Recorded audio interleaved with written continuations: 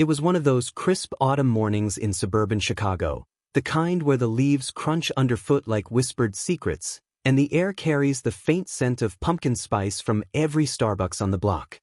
I was 23, fresh out of Northwestern University with a degree in journalism, sipping my overpriced latte on the porch of our family home in Evanston, a sprawling Victorian that screamed old money and hidden skeletons.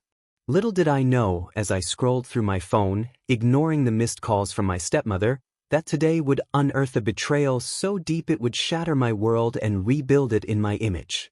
The email that pinged in my inbox wasn't spam, it was a digital Pandora's box from an anonymous sender. Your father isn't who you think. Check the attic. Claim what's yours. My heart raced like a freight train through the windy city. What followed wasn't just revenge, it was reclamation, a calculated strike that turned family lies into my empire. And by the end, I'd own it all. Let me rewind to paint the picture, because every epic saga starts with the ordinary before the storm hits.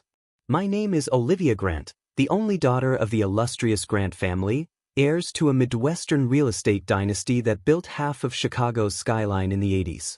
Dad, Richard Grant, was the patriarch, tall, silver-haired, with a handshake that closed multimillion-dollar deals. He passed away suddenly 2 years ago from a heart attack during a board meeting, leaving behind a will that named me as partial heir, but the bulk went to my stepmother, Evelyn, and her son from a previous marriage, my stepbrother Tyler. Mom died when I was 5, a car accident on I-90 that Dad never fully recovered from. Evelyn swooped in a year later, all designer suits and fake sympathy, turning our home into her personal kingdom. Tyler, at 25, was the golden boy, Ivy League dropout turned entrepreneur, mooching off the family fortune while I hustled through college on scholarships and part-time gigs at the campus newspaper. Growing up, I always felt like an outsider in my own family. Evelyn's cold stares, Tyler's smug grins, they treated me like a guest at my own dinner table. I'd overhear whispers, "She's not really one of us." I'd brush it off as jealousy over Dad's affection for me. He doted on me, taking me to Cubs games at Wrigley Field, teaching me the ins and outs of the business during summer internships at Grant Properties. "One day, this will all be yours, Liv," he'd say, his eyes twinkling under the stadium lights. But after his death, everything changed. The will reading in our oak-paneled library was a farce.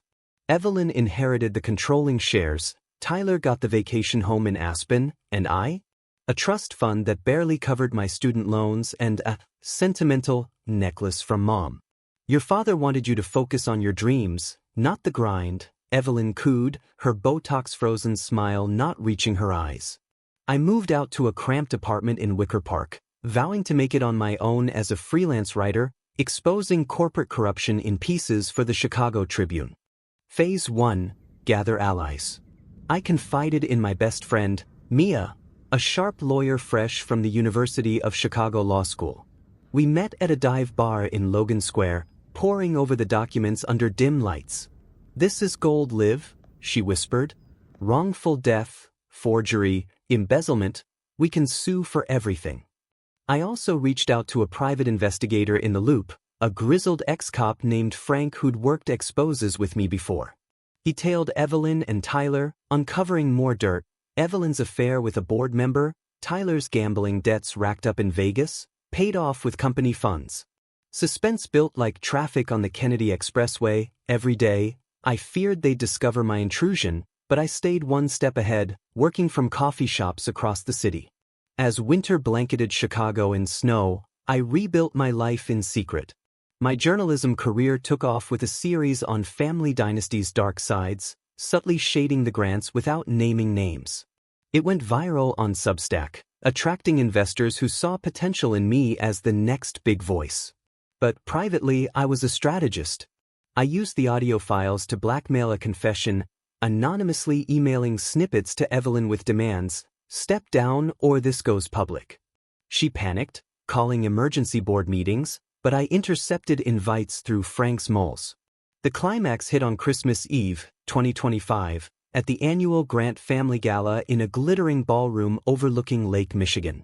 Snowflakes danced outside the windows as Chicago's elite mingled with eggnog and small talk.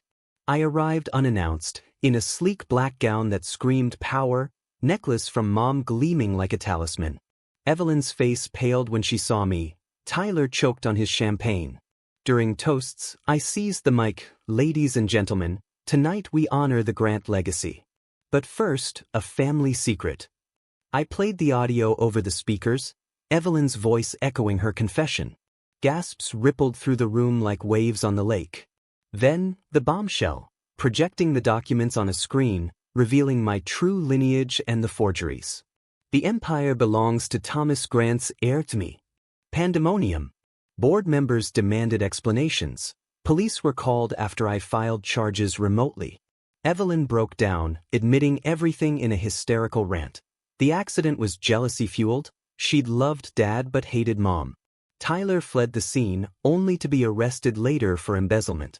The media frenzy was insane. CNN headlines blared, "Chicago heiress exposes family betrayal," turning me into an overnight sensation. Lawsuits flew. I won back the controlling shares, the homes, the fortune, over $500 million in assets. Evelyn faced manslaughter charges, her socialite life crumbling to prison bars. Tyler? Disinherited, working odd jobs in some nowhere town in Wisconsin.